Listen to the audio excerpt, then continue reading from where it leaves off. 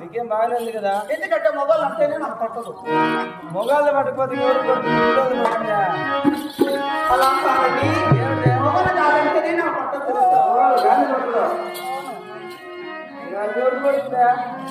మొగలు కాలంటే పట్టదు తెలుసు. మొగలు గారు పట్టుకోటి మా ఇంటికి 4 గోడలు ఉన్నాయి. అబ్బాయి అలా కాదు, మా అమ్మ మొగలతో మాట్లాడాలని తెలుసు.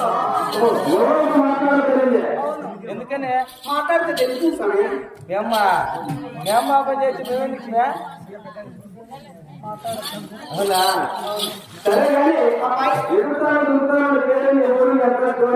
అంటే అంటే నా ఊరు నా పేరు చెప్పాలా? అన్ని పడుతుంది. అబ్బాయి అంటే నా పేరు నా ఊరు చెప్పాలి. అబ్బాయి అంటే నా ఊరు వచ్చేసి అనంతపురం జిల్లా, దాని పక్కన వచ్చేసి గుర్తుకాలండి. గుంతకల్లా మీదే? అవునండి, గుంతకల్లా మాది గుంతకల్లు మీదే. మా ఊరు పక్కనేనే. అంటే ఎక్కడ ఎక్కడ బాబు? మీరు గుంతకల్లా, దాని పక్కనే మాది గుత్తే. అంటే మా ఊరు పక్కనేనా? అంటే మీరు గుర్తా? నాదే కాదు, మరి అరవైతో మాట్లాడేటోడు రెస్ట్ తీసుకెళ్ళినా. మీది ఎవరు అంటే ముందే ఇచ్చుకోవాలా? అబ్బాయి అరవై గుర్తే, అవునా? మొదలెత్తి గుర్తే. ఆడు పండుకోడు పిల్లోడు వంది గుర్తే. వాడి కూడా గుర్తేనా? అడిపి చేయబెట్టి చూడుకో. అంటే మీ ఊరు వాడి పేరు రాసుకున్నాడు మీకు గుర్తేనే. అడిపి చెప్తాను. అంటే వాడి పేరు రాసుకున్నాడు గుర్తేనే. అబ్బాయి అయినా కూడా మీరు ఎప్పుడు గుర్తు చూడలేదు. మా గుర్తోళ్ళంతా లేదు, ఇంకా మీ గుర్తులు మాట్లాడు కదా మే. అవునా? జంక్షన్ అయినా మా పెద్దలు అంటున్నాడు గుర్తెలేదు కలిసి మా గుంతకల్ లెక్క రావాల్సింది.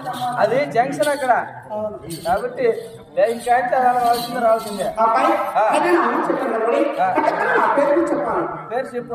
నా పేరు వచ్చేసి చాలా చిక్కు. నాకు నా పేరు చెప్పాలని చాలా చిక్కు బాబు. సిగ్గు చిన్నప్పుడే ఎందుకంటే మా బట్టలు నింపేస్తాను కానీ నా పేరు మాత్రం చెప్పండి. బట్టలు నింపేసి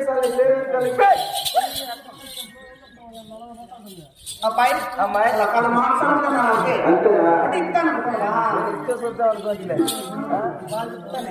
తిప్పుతావు జడ తిప్పుతావు ఎక్కడ జాజిపూలు రావుతాయి. అబ్బాయి అయినా నా పేరు వచ్చేసి చిన్నగా మన ముక్కుగా మన నైస్గా మన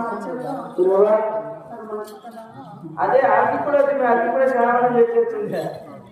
నా పేరు చెప్పాలి కదా. చెప్పు మడే. నా పేరు వచ్చేసి సుష్మిత అంటారు. సుష్మిత నా పేరు తెలిసిన పేరు